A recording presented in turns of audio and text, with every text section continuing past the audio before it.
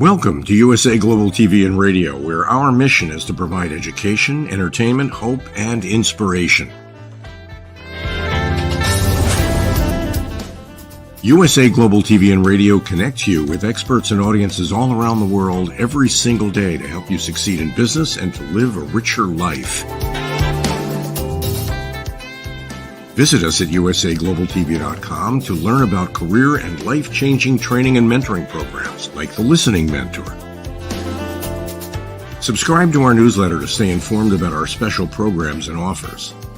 Discover how you can become a guest on one of our shows or a host or producer of a USA Global TV and Radio show of your very own. That's USA Global TV and Radio, where the doctor is always in.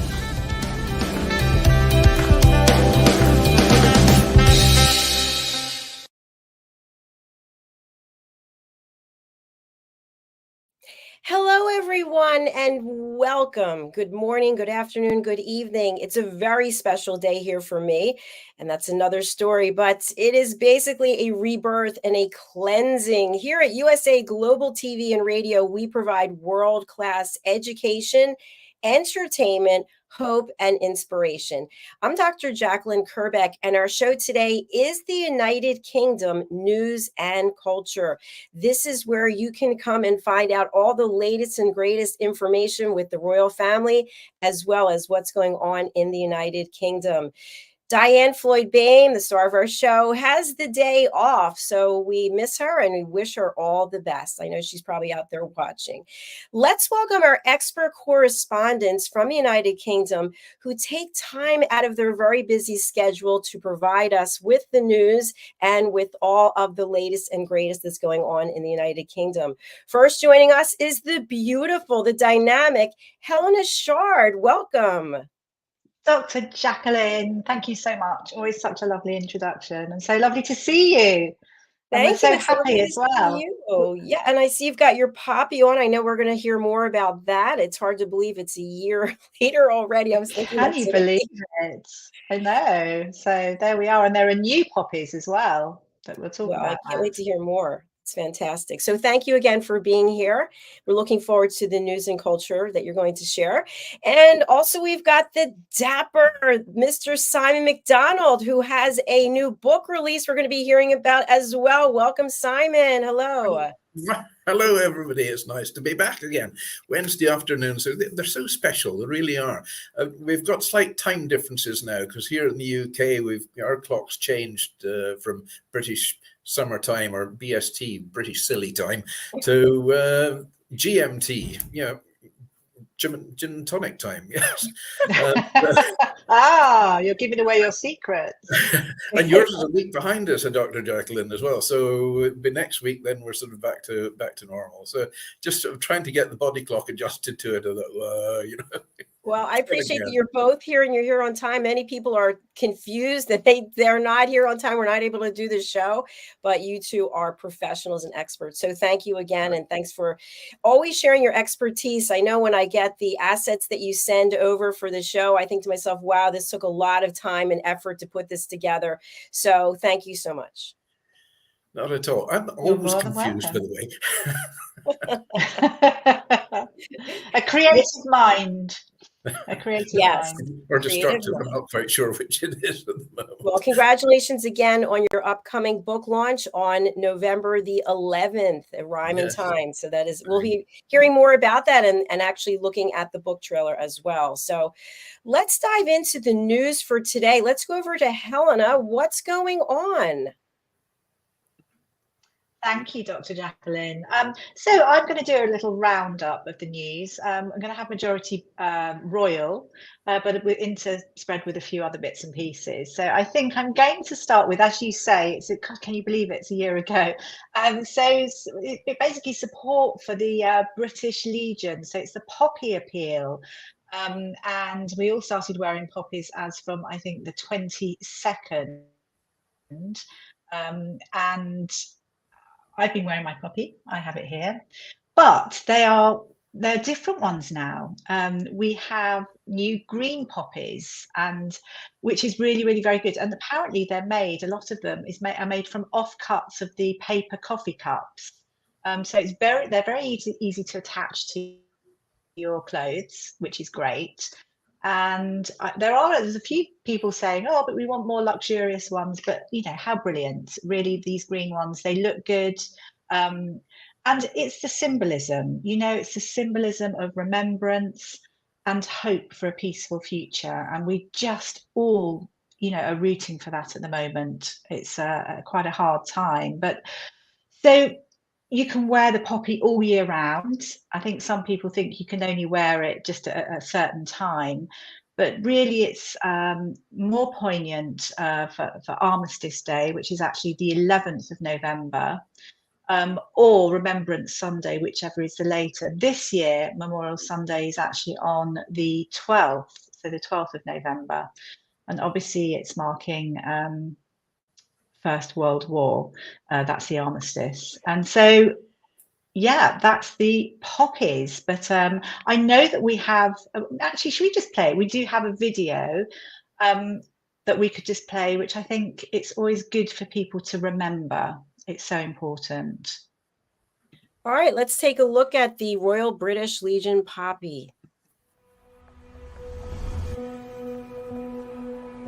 They don't know you. They've never met you. They don't know where you live, where you work, who you share your life with. They don't know what you watch on TV, how many pets you have, what you do at the weekend, what team you support. But what they do know is that they are willing to fight for you and for all of us. Because they have chosen to protect your way of life, no matter the cost.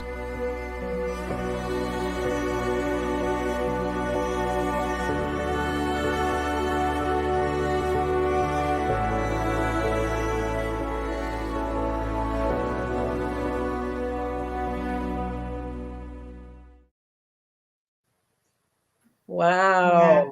Simple, isn't it? But it's just that remembrance and hope for peace. Absolutely. And in fact, something else as well is that, you know, we all try to join in different ways, but TfL, our Transport for London as well, have got little have used poppies in certain train stations in about 20. Yeah, so that's one of them, which is really pretty. It's lovely, isn't it, just to have that in a few, and especially on the Elizabeth line as well.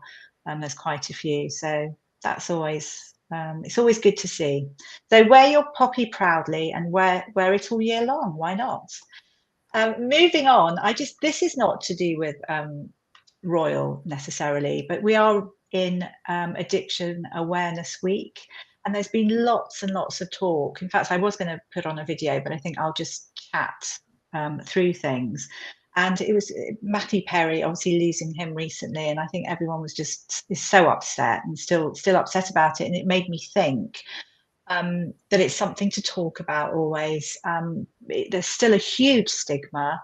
People don't want to talk, but the main thing is that people aren't alone, and connection is the key. At the moment, there's like a red ribbon, and that is really signifying courage and for stepping out and making the necessary changes. And it's the ripple effect. It really is the ripple effect because everyone is involved. And obviously thinking about Matthew Perry, he wants to be remembered for helping others. And that is so important. He had his Malibu home, which was made into the sober living facility called Perry House, up until about 2015. So there was always so much as well. I think that people who have been through addiction, they get so much out of giving, and it's the ripple effect again that keeps going. I have a photograph which I'll show shortly, but there is something as well. There's an organisation that I've just discovered, and it's really fun. You know, if you find fun in any form, it really helps recovery. And there's a wonderful organisation called the Fallen Angels Dance Theatre, and it exists to support people in recovery from addiction and also mental health adversity. And it transforms lives through dance, performance and creativity. So that's a picture which I think is stunning. It fills the hole in the soul left by addiction, and it's it's a whole unique family made up, you know, and it really helps people get through recovery. Set up by Paul Bays-Kitcher, who was an top leading ballet dancer. This was 12 years ago. He set this up, and he unfortunately went through a lot of. He was an addict, 8 stone, wanted to die, but he came through it, and now he helps people hugely with his organisation. He gets so much from it, and I know there is a great thing that's going out this weekend. They're actually going to be performing, so I'm really, really pleased about that. I'm just trying to think where it is. It's at the Royal Festival Hall, so in an amazing venue that all these people have come together, and this is something that's been going for 12 years, so I'm so pleased to find out about it. It sort of reminds me of Janetta Barry in a way, and her organisation. Moving on, I think, talking about, now this is going to be royal now. So King Charles is in his 3 to 4 days in Kenya. Things are going well. I'd been slightly worried about this. So this is Their Majesties, who's there with Queen Camilla's first visit to a Commonwealth country since the King acceded the throne. And he has gone to Kenya. Kenya at the moment is celebrating 60 years of independence. And we're basically celebrating a great friendship between both countries.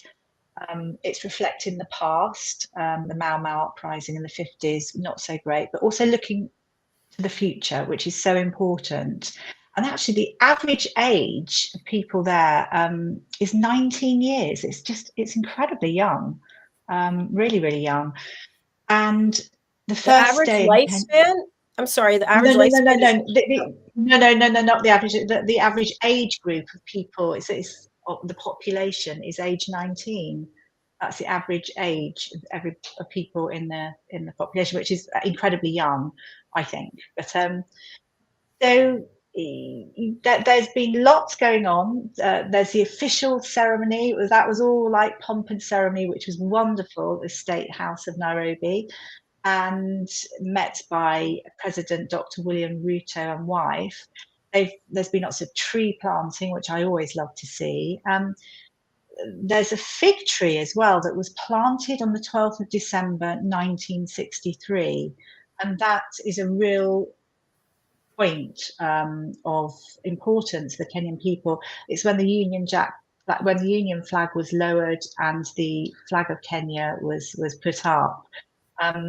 There's been lots of children taking part in the Prince's Trust International, and I know that we have some photographs, city farm initiatives, the banquets in Nairobi, where, as always, yes, King Charles there, which is lovely, and you can see as well the actual fig tree that they're all stood in front of. That's the little one on the bottom right, and that's a great picture. I think as well in the banquet, he gave a great speech, and everyone was slightly nervous about it because the Mau Mau Rising wasn't great, but he talked about the sorrow and regret, and that there's no excuse for what happened. There wasn't a formal apology because this has to come from the government, but so far it's been so good. I did feel so sorry for him though, because he tripped over some fake grass, didn't actually fall. This is King Charles, didn't fall over, but tripped over. I don't know if anyone's ever walked on fake grass or done the same thing. I've done this in several areas, and it's really aggravating, but that's not the best for him. But he is absolutely fine. So it's a great success so far. Still a little bit of time, but we can talk about that next time. And also something that I really think has come up hugely. I think everyone would love a piece of history, and the thing that's happened is that the steady trade at the moment is royal related memorabilia. Now the memorabilia can be really great stuff, and actually even smaller things as well, which I think, funny enough, have been bought in America and then brought back to the UK. But firstly, one which I think is quite exciting is Queen Elizabeth II's her L322 Range Rover. Now that's for sale. It is thought to achieve something like £60,000. It's on sale at the NEC Classic Motor Show sale. It's 19 years old, and I imagine in brilliant condition, and it's like an Epsom green colour. So that's one to look out for. I mean, Land Rover is an amazing make, isn't it? And it's had the royal warrant since 1951. That's when the late Queen became Queen.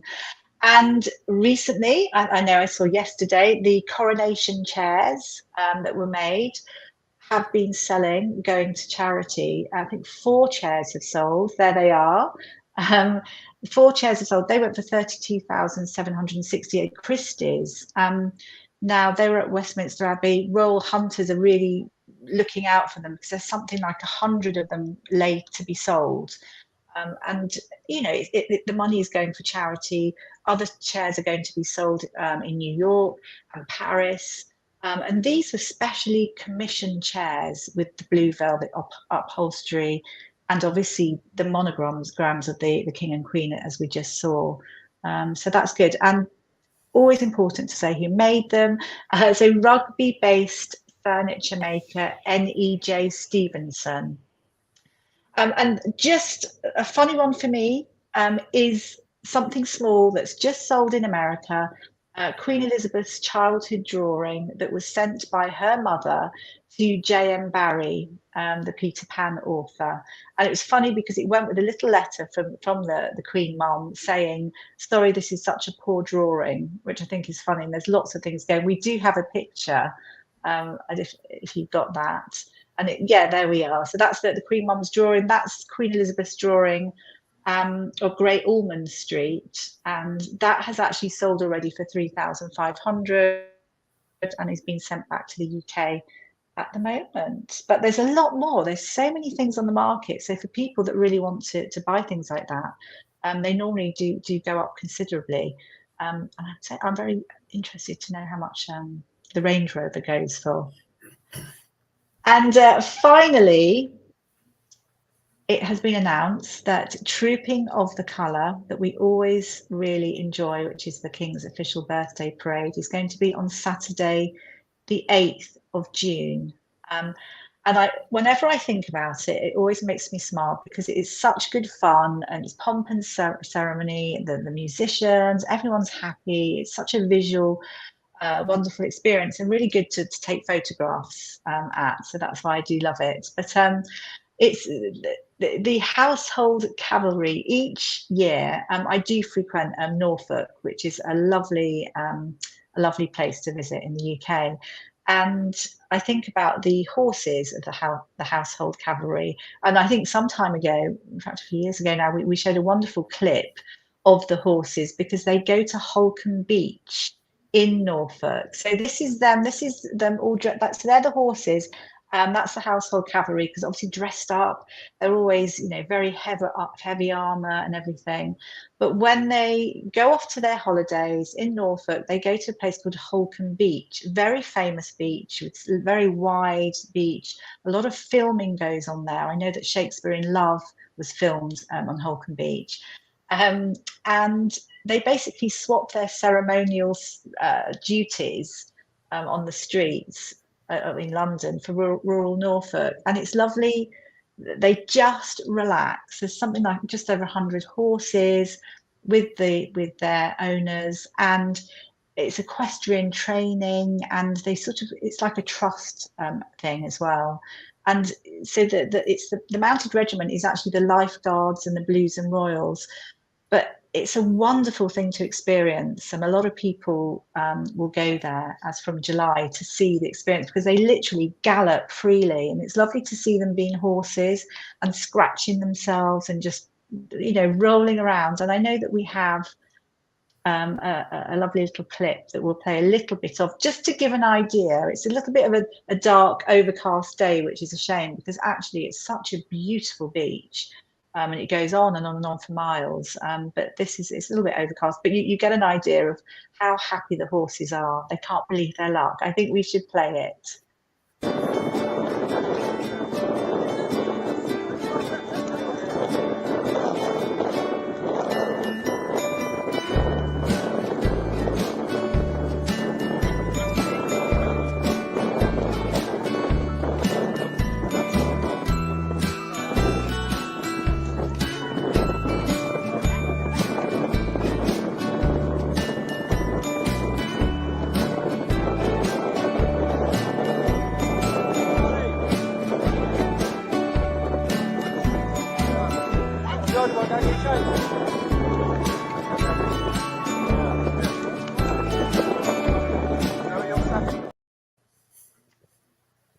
They look Isn't that really lovely? happy.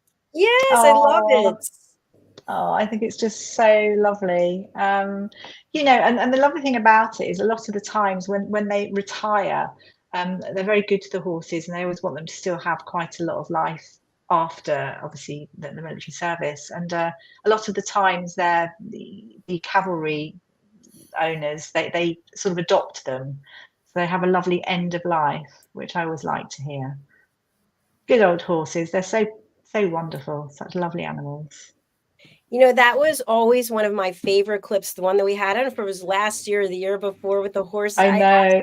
Love that. I hated taking it down, but I thought it was from, I think, a couple of years ago, but so beautiful, so peaceful and inspirational. Absolutely. Part of me wanted to show it today, but I thought, no, we'll have something new. So that's my royal roundup with a little bit of bits and pieces that are going on in the UK, and obviously I'll be back with more. Well Any done. questions? Lots of great information there. Thank you so much, Helena. That was really interesting. We did have one more photograph that I didn't pull up. I wasn't sure when, so let me just do that now. Oh yeah, that's a lovely one. Yeah, great. Thanks for showing that. That's King Charles in Kenya, and it's the Prince's Trust International. So all these young ladies and gentlemen, they're all taking part in that. I mean, it's such a wonderful charity that he's head of. Look how happy everyone is. Another lovely picture. Thank you. Thank you. Brilliant. All right. Thank you again, Helena. I really do appreciate all the effort that you put into it. And also, do you want to share anything about another project that you have going on? I'm just looking at my head, which keeps going in. I'm actually, Dr. Jacalyn, I'm sort of working on a few projects at the moment. So I don't know which one I should be. What should I be doing? You know what I do, and I'm still doing that. So I'm obviously doing my broadcasting and my talking head work. I work with various broadcast platforms. Yes, I do. I am working on another show as well, which is the Royally Rich Lifestyle Show, which will be going out with you, Dr. Jacalyn, and also different platforms. So that's fun as well, and that's talking about, it's talking about positive things, but it's luxury as well, and just sharing all things that are good. So I'm looking forward to getting that. I've cracked it, by the way, Dr. Jacalyn, and I will talk to you a bit later about that. Yes, it's been, you know what it's like when I'm not particularly techie. I'm practical, and I can work my way through something over a long period of time. And so I think it's tenacity. I think if you've got tenacity and you keep trying, you'll get there, won't you? And I think that's what I've managed to do. But yeah, so all going well. But there's lots going on. I just think it's always so important, isn't it, to just keep feeling inspired, keep working towards things, having your dreams. Absolutely, that's how I feel. I agree with you. Some of my dreams are coming true just during the show. I'm watching what's going on outside with the guy. You should share it. 6 so far. The iguana master is here. Our neighborhood has a lot of iguanas, and this guy is an expert in what he does. And he's taken out 6 so far. That's there's one that's like a dinosaur, and he got it, and it fell, and it went back up again. So it's oh my goodness! How many are there? I don't know. You probably don't know. They can lay 76 or more eggs, I think. And so imagine these 76 iguanas. So yeah, and they're not native to Florida. So they were all brought here somehow or another, and they are considered to be a nuisance, and you are allowed to humanely get rid of them because they are doing property damage, and they're just they're a nuisance, and they're dirty. So that was my news. I'm sure I can come up with a recipe for them.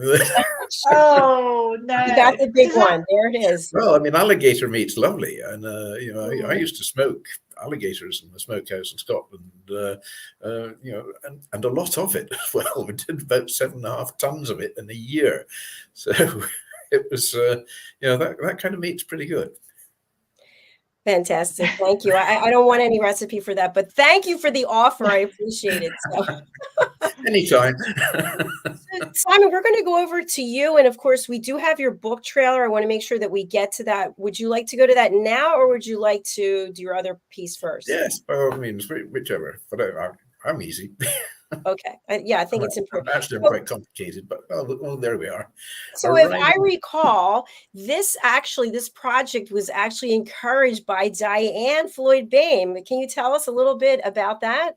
Absolutely, yes. DIANN, she'd been casually talking about it and read one or two of the poems in A Rhyme and Time. And she said, you've got to get this published. And she's not the only person. There's quite a few people have been encouraging me to get it published. Catherine Grant, the fantastic author from the UK as well, she's been pushing like mad. Come on, you've got to get this published. So DIANN put me in touch with Nord's Triad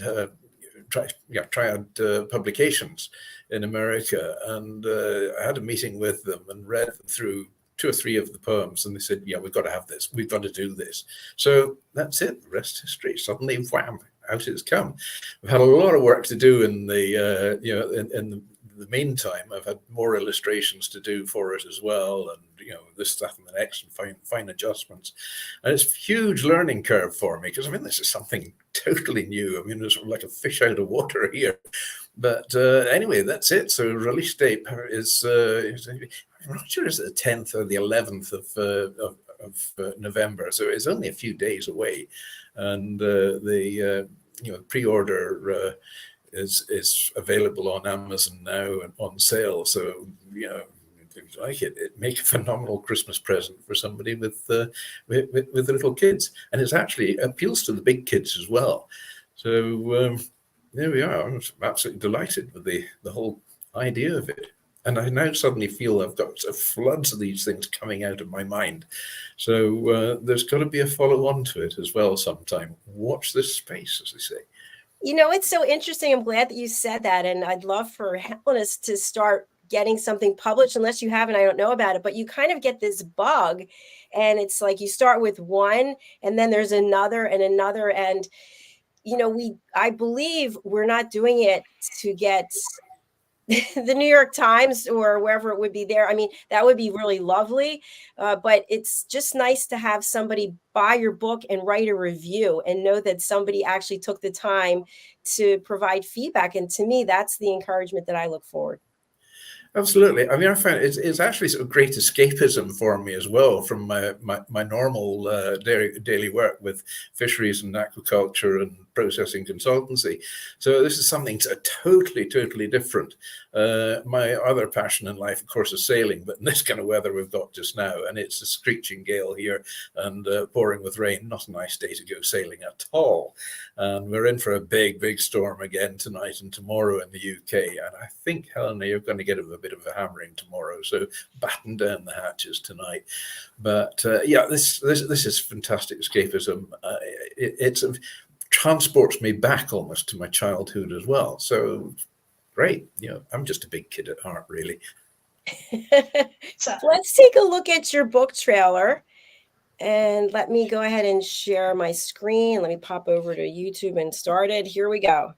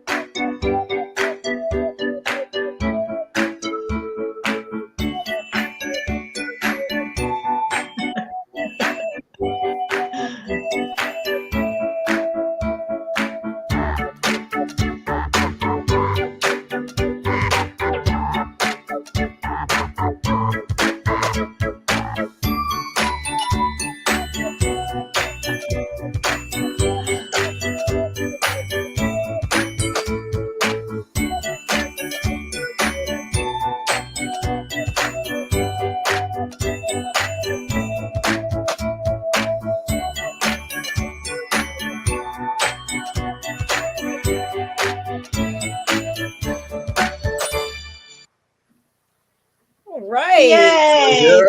Congratulations. It's so lovely. Can I just say that if you are releasing it on the 11th of November, I think you mentioned, that's actually Armistice Day, which is quite poignant, isn't it? It is. It is. I should maybe have had a poppy or two involved in it as well. Do you want me to read you one? Yes, please. Yeah, go on. Just give you a taster as well. Get onto Amazon. Get ready to press that button. This one is called "The Baby is Sleeping." And the baby is sleeping. The toys gather round. They peer in the cot. Shh! Don't make a sound. They tiptoeing quietly over the floor. They reach for the handle and open the door. Out on the landing and on down the stairs troop teddies and dollies in colourful pairs. They play by the moon as it slips through the night, but they must be in bed before it is light.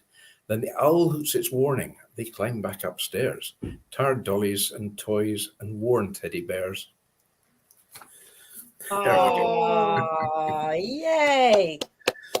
Really lovely. So I had so much fun writing it, and I had a lot more fun even illustrating it as well. I mean, there's loads of illustrations go through it. There's like caricaturish and so on, but yeah, I had great fun doing those as well. So now, Simon, did you already have the illustrations completed and you were just trying to figure out how to put it all together, or did you decide to start the project and then you were doing the illustrations? I wrote the poems first, or the nursery rhymes, whichever you want to call them, and then I did one illustration for each one. So I'll get this was my original copy, which I did. This is not the one that's actually printed. So Paddy's Old Daddy. So we did Paddy's Old Daddy, and the verse of it says, "Paddy's old daddy is a funny wee laddie. He sailed out to sea in a battered tea caddy. He fished with his line and he caught a big haddie. He's no such a baddie as Paddy's old daddy." So try saying that one with the drink. So there's Paddy's old daddy and his battered tea caddy with a haddie in his hand. A haddie is a haddock in Scots parlance. So so I did one illustration for each one, but then with the publishers, he said, well, if we have the illustration on one page and then the facing page to that, we have the verse. Well, we'll fit in room. Could we do 1 or 2 other illustrations? So I think I did about 40 other illustrations to go through this, all painted. And it's all been great fun. So there we go. So it's on Amazon, pre-order for Kindle, and then the paperback version is coming out as well. Simon, what would you like people to take away from reading your book? I think it's peace and inner calm that they'll get from it, and a bit of a chuckle at the same time as well. It's got a feel-good factor about it, and I mean, I put that into it quite intentionally because there's so much misery going on around the place, especially just now. So I thought, no, we need some feel-good factor in this world. So here we are. That's my contribution, and I'm sticking to it. Well, congratulations again. That's fantastic. And we do have joining us Mr. Red O'Loughlin, who is in the house, and he's been waiting for this show for a few hours. So let's welcome him to the program. Hello, Red. Howdy, y'all. Nice best laid plans. All I can say Hi. is just things happen. Anyway, regardless, I'm here. Yes, we're happy that you're here. Thank you for joining us. So we just went through, Helena shared the updates of what's going on there with the Royals and also there in London in the UK. And Simon just shared his new book, A Rhyme in Time, and also the book trailer. And we're moving over to Simon for the news that you have to share with us today.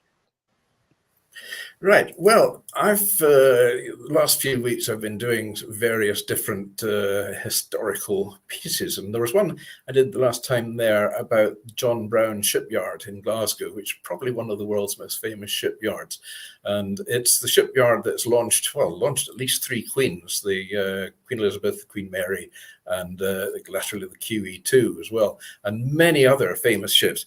So I thought I'd do a story about each of these, gradually just introduce them into the show.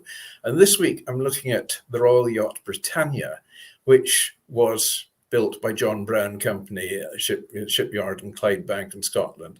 And I mean, everybody, I think, knows the Royal Yacht. It's probably one of the most famous ships in the world. So Britannia, she was launched from John Brown Shipyard in the Clyde in the 16th of April, 1953. And for over 44 years, the Royal Yacht served the royal family, so traveling more than 1 million nautical miles to become one of the most famous ships in the world. And to the Queen Elizabeth II, Britannia provided the perfect royal residence for glittering state visits and official receptions, royal honeymoons, and relaxing family holidays. For Great Britain, well, she was a majestic symbol of the Commonwealth and a proud ambassador, generating billions of pounds in trade deals. For the royal family and 220 dedicated crew or royal yachtsmen, they were not known as naval sailors or anything, they were called yachtsmen or yachties, that she was home for them. And today, Britannia is now a 5-star visitor attraction, attracting exclusive evening events as well as for a venue in Edinburgh. I mean, it's one of the top tourist venues now in the UK. So in 1939, Britannia's predecessor was the Victoria and Albert III, the first royal yacht not to have been powered by sail. And it was built for Queen Victoria, but she never stepped on board. She was a bit concerned about the yacht's stability. And then her predecessor, or successor, King Edward VII, did sail in the Victoria and Albert, but mainly in local waters and in the Mediterranean.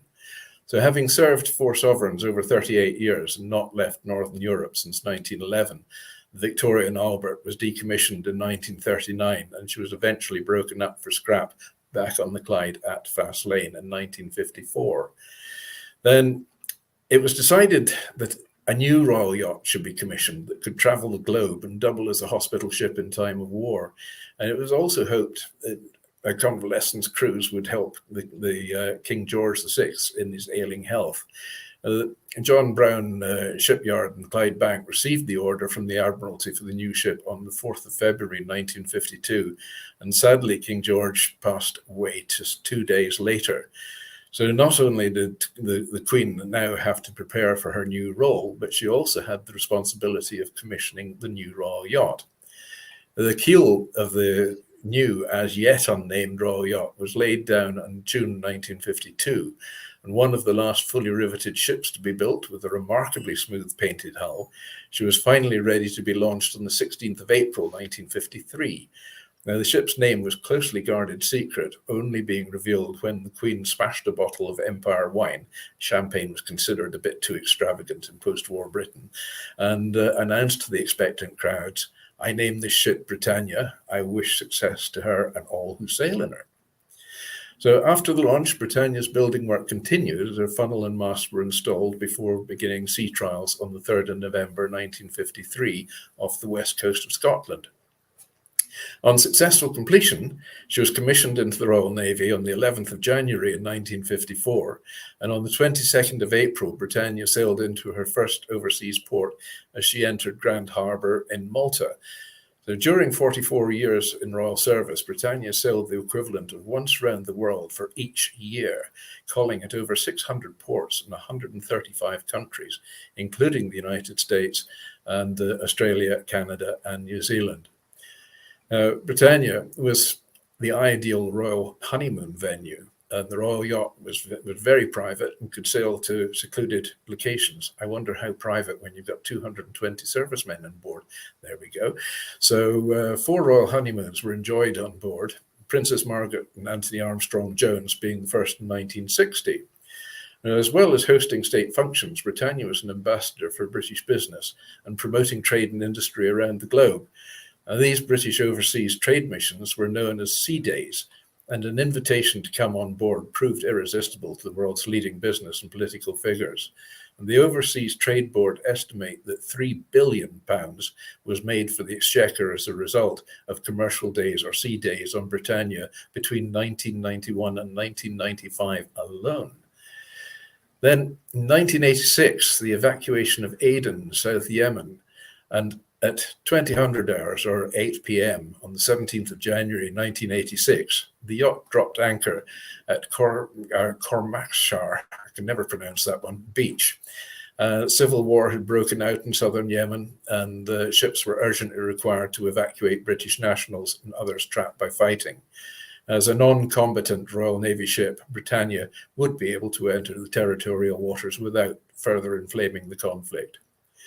The 83rd and last in a long line of royal yachts, HM Yacht Britannia has become one of the most famous ships in the world and now permanently moored in Edinburgh's Port of Leith, as the floating palace is one of the top visitor attractions I mentioned. So for the Queen, Britannia was the ideal residence for state visits and peaceful royal family holidays and honeymoons. She used to sail up and down the west coast on the way round to Balmoral each year. So for the British public, Britannia was a symbol of the Commonwealth. But for the 220 naval officers who lived aboard Britannia and the royal family, the 412-foot-long yacht was actually home. Having travelled more than 1 million nautical miles over 44 years of service to the British Crown, Her Majesty's beloved boat was decommissioned in 1997. Now here's 10 facts about the life aboard Britannia. 1. Britannia was launched by Queen Elizabeth II, 16th of April 1953, using a bottle of wine, not champagne. Champagne traditionally smashing against the ship's hull for launching ceremonies, but post-war climate, well, the champagne was seen too frivolous, so a bottle of Empire wine was used instead. In actual fact, I think the Empire wine was more expensive than the champagne, but there we go. Now, Britannia, of course, was launched from John Brands. 2. Britannia was the 83rd royal yacht. King George VI, Elizabeth's father, had first commissioned the royal yacht that would become Britannia in 1952. And the tradition of royal yachts had actually been started by Charles II in 1660, and it was decided that the Royal Yacht Britannia should be both a regal vessel as well as a functional one. So 3, Britannia had 2 emergency functions. She was designed to be converted into a hospital ship in times of war, although this function was never actually used. And additionally, as part of the Cold War plan, Operation Candid, in the event of nuclear war, the ship would become a refuge off the northwest coast of Scotland for the Queen and Prince Philip. Number 4, her maiden voyage was from Portsmouth to Grand Harbour, Malta. She carried Prince Charles and Princess Anne to Malta to meet the Queen and Prince Philip at the end of the royal couple's Commonwealth tour. And the Queen stepped aboard Britannia for the first time in Tobruk on the 1st of May 1954. And over the next 43 years, Britannia would transport the Queen, members of the royal family, and various dignitaries on 696 foreign visits. Number 5, Britannia hosted some of the 20th century's most notable figures. In July 1959, Britannia sailed the newly opened St. Lawrence Seaway to Chicago, where she docked, making the Queen first British monarch to ever visit the city. And President Eisenhower hopped aboard the Britannia for the first part of the journey. And in later years, Presidents Gerald Ford, Ronald Reagan, and Bill Clinton would also step aboard. Charles and Diana and the Prince and Princess of Wales took their honeymoon cruise on Britannia in 1981. And number 6, well, the crew were volunteers from the Royal Navy. After 365 days of service, crew members could be admitted to the permanent Royal Yacht Service as Royal Yachtsmen, or Yachties, and serve until they either chose to leave or were dismissed, which is a rare occasion. As a result, some yachtsmen served in Britannia for over 20 years. And the crew also included a detachment of the Royal Marines, who would dive underneath the ship each day when she was moored away from home, just to check for mines and other threats. You never know. Number 7, all royal children were allocated a sea daddy on board the ship. Now, the sea daddies were primarily tasked with looking after the children and keeping them entertained with games and picnics and water fights during the voyages. That they also oversaw the children's chores, including cleaning the life rafts. And number 8, even more incredible, there was a jelly room on board for the royal children. The yacht had a total of 3 galley kitchens where the palace's chefs prepared the meals. And amongst these 3 galleys was a chilled room called the jelly room for the sole purpose of storing royal children's jellied desserts. Number 9, it cost around £11 million every year to run Britannia. And the cost of running Britannia was always an issue. In 1994, another expensive refit for the aging vessel was proposed. But whether or not refit or commission a new yacht entirely came entirely down to the election result of 1997. And with repairs at a proposed cost of £17 million, Tony Blair's new Labour government were unwilling to commit public funds to replace Britannia. And so in 1997, her long and distinguished career came to an end, and Her Majesty's yacht Britannia was decommissioned. The ceremony, it was a very sad occasion. I remember watching it. It was so moving, and was one of only 2 occasions where the Queen was actually seen to shed a tear. Such were her feelings for her beloved yacht.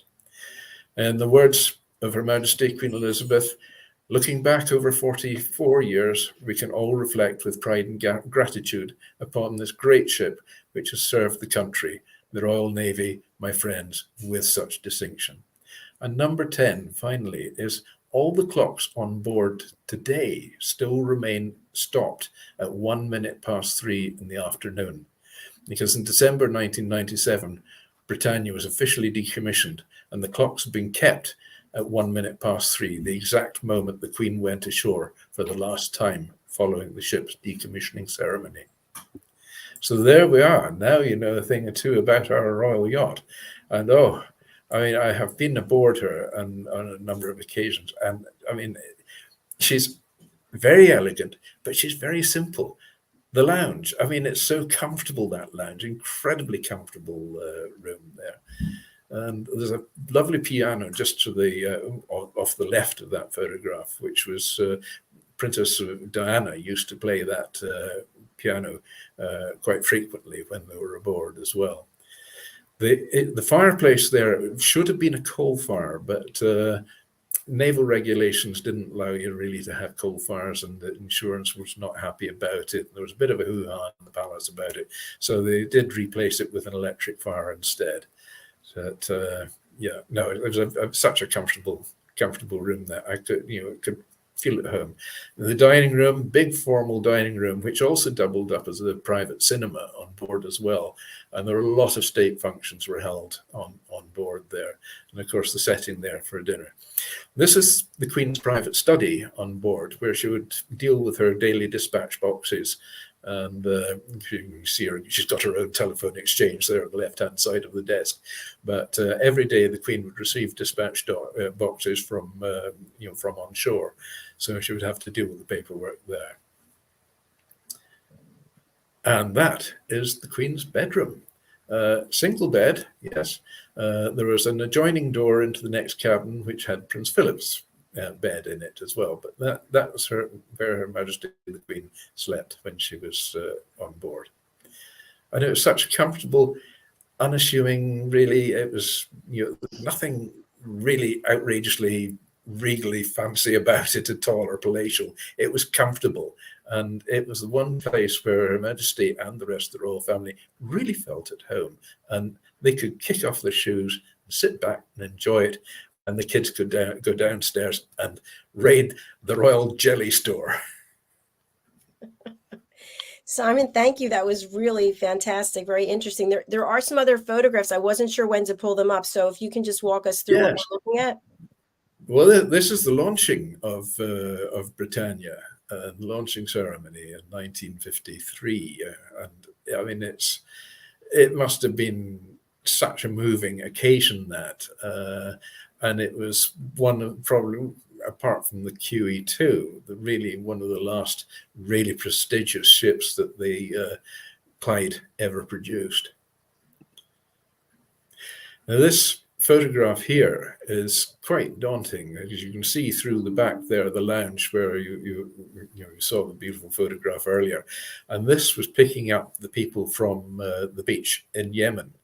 And they just crammed as many on board as they possibly could there, and they sailed away from the troubled area of Yemen.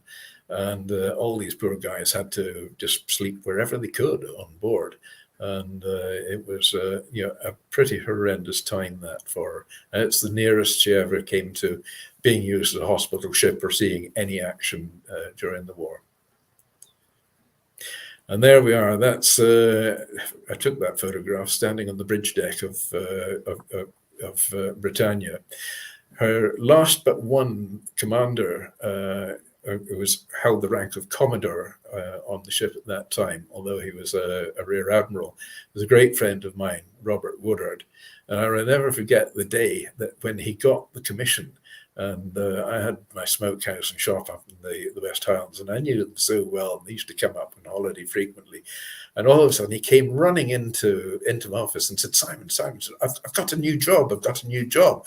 And I said, oh, what's your new job? And he said, I've got Britannia. I said, how do you mean you've got Britannia? He said, I'm the new Commodore in Britannia. And I thought, oh, wow. So I immediately handed him my own visitor's book and got him to sign that. And of course, he signed his signature in it and put as per his address, Britannia. Nobody else is allowed to sign anything on that page. So that's a treasured memento of it. Robert Wood was such a nice chap as well. So he commanded the Britannia for a good few years. And that's her engine rooms as they are today and as they were the day they were launched. I mean, she has always been kept absolutely immaculate right through her lifetime.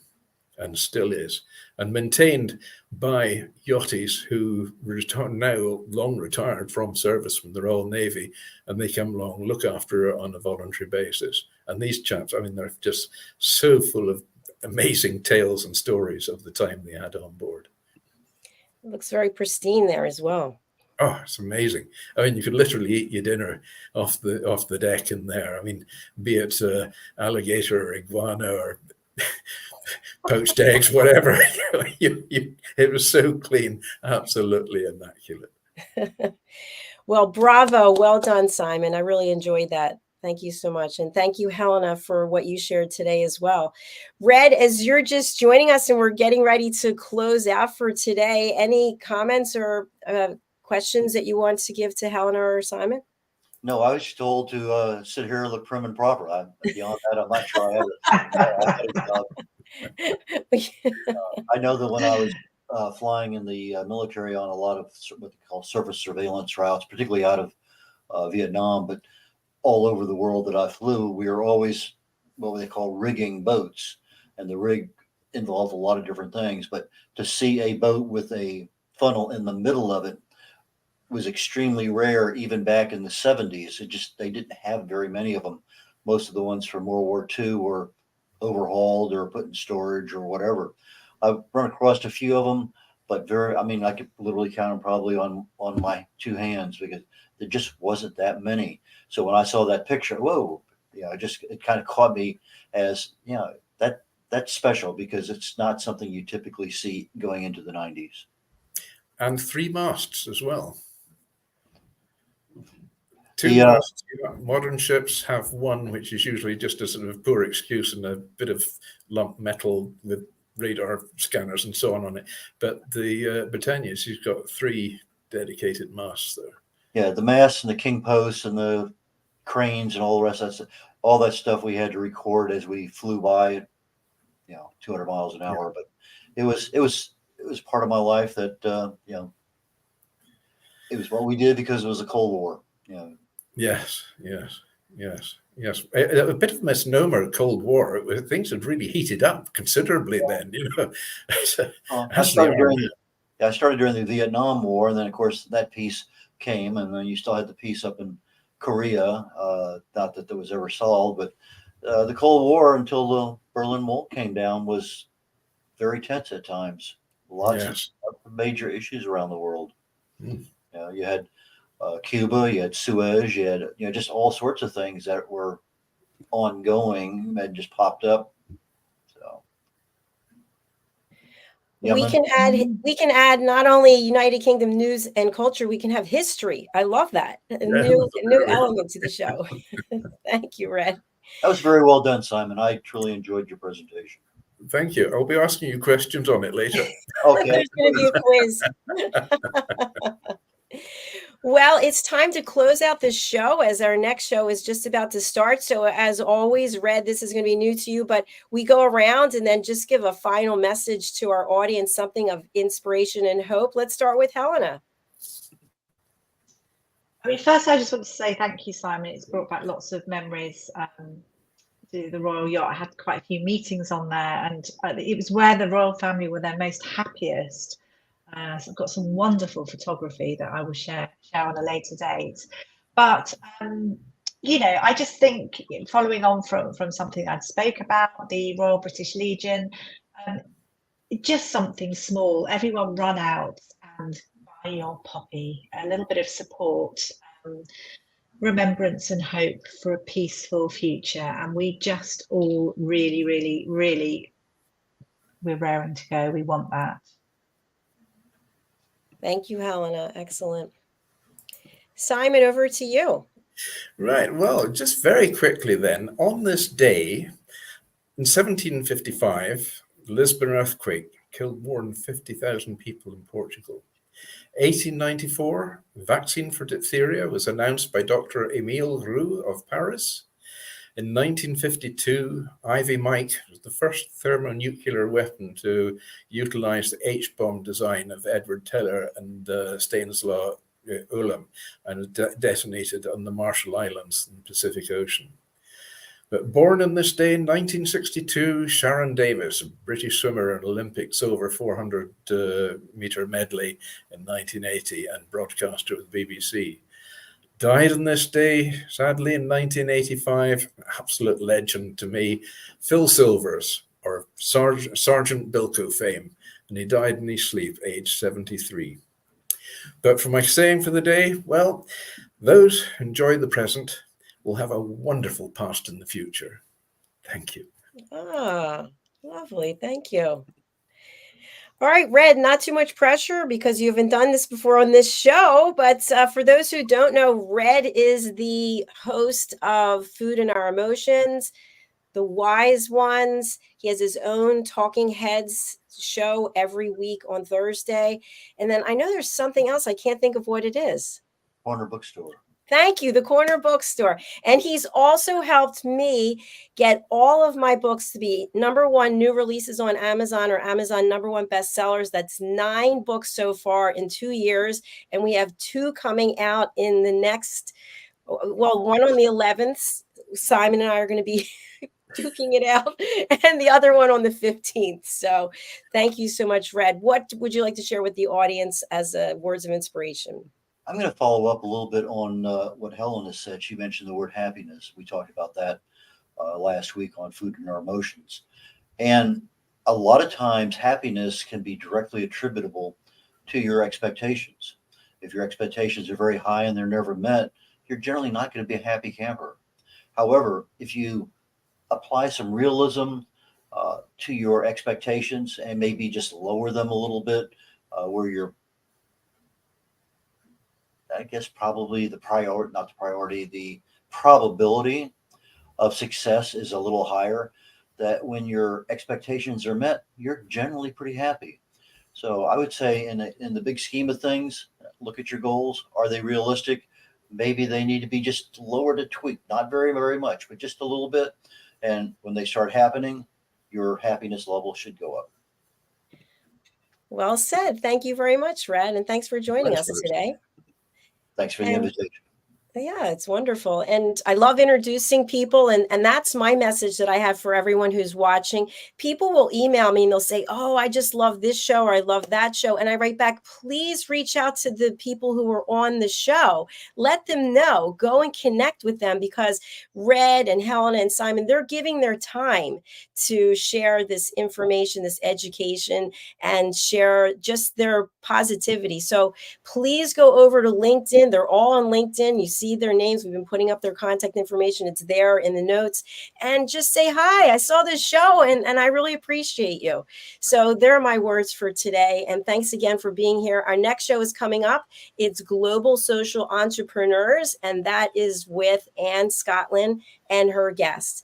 And of course, as we close out, we're going to hear from our dear friend DIANN FLOYD, who's not with us, but she is with us. So please watch the sponsorships, and we'll be right back. Thank you, everyone. Thank you. Bye. Next week. Hello, I'm children's author DIANN FLOYD, and I am co-host for several of the USA Global TV and radio shows.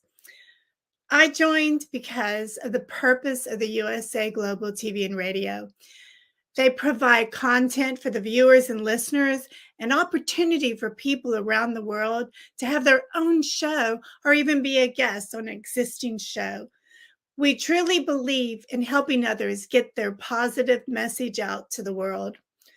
We also have the opportunity for the listeners. You can watch on several platforms, and on YouTube, you can ask questions and even give a comment. We absolutely love it. I love being part of the USA Global TV and Radio because I love positive messages. And who doesn't? And we need more of that in the world. We are a family, and we hope you will join us and become part of the family too.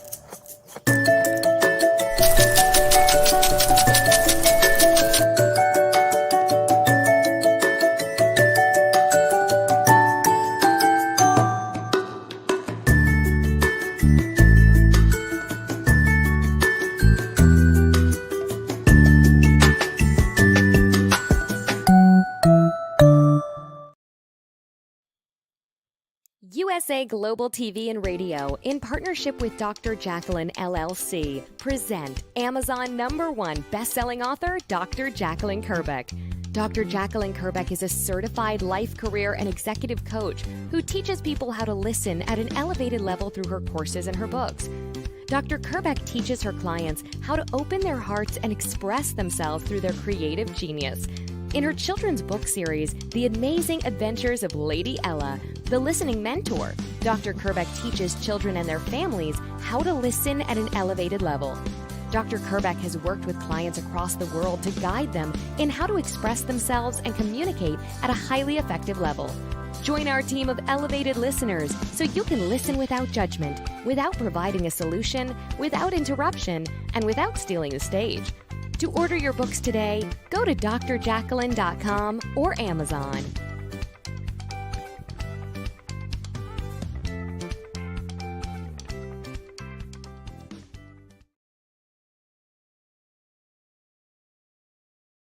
Hello everyone, I'm Simon MacDonald. I live in the West Highlands of Scotland, a very beautiful part of the world. Seems a long way from the USA Global TV station. But remember, USA Global TV is worldwide. It's a fantastic platform. And every Wednesday, I come along here as part of the show of the United Kingdom News and Culture.